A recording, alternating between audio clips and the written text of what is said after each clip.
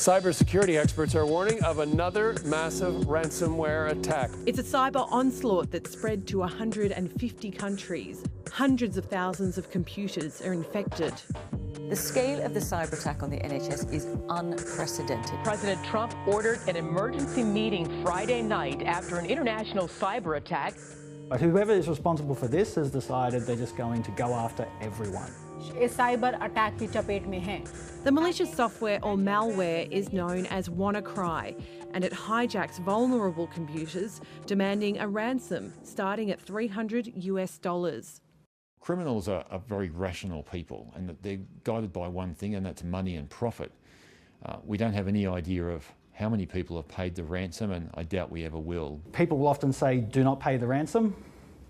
Some people make a business decision that they really want those files back, and in which case they just have to trust themselves to the criminals.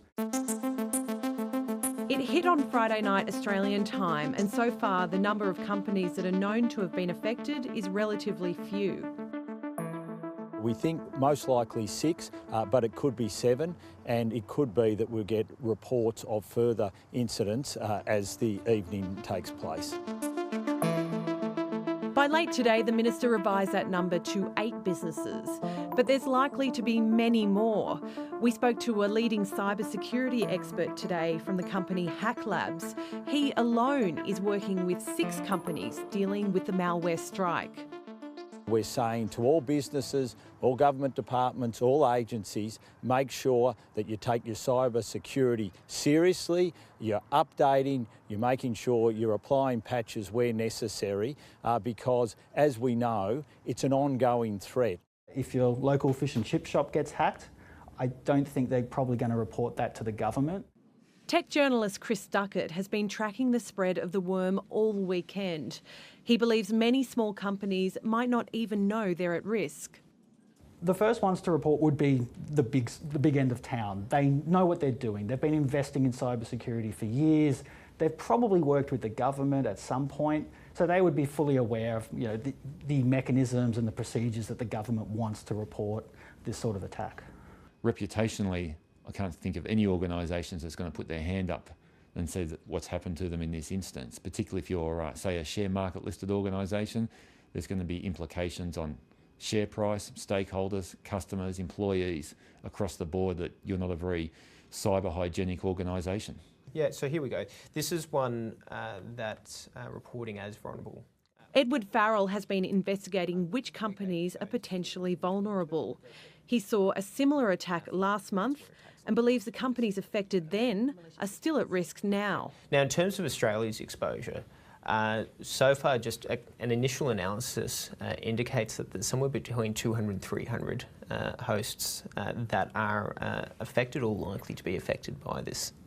And the worm could worm its way through to them? Yeah, possibly. So the last one kind of opened the door but didn't hold a gun to the head, which is what's happening That's correct. with this. He names the Victorian Department of Health as among those exposed. We haven't been able to establish whether they've done any patching or not.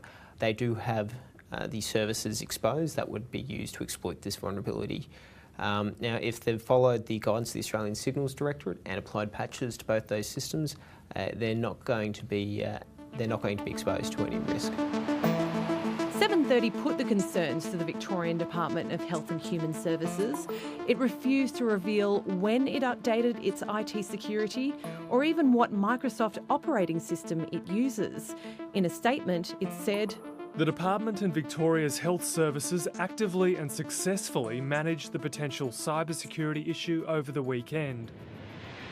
What I can say is that at this stage there are no reports of any health authorities or any governments, whether they be local, state or federal, being impacted by this particular ransomware.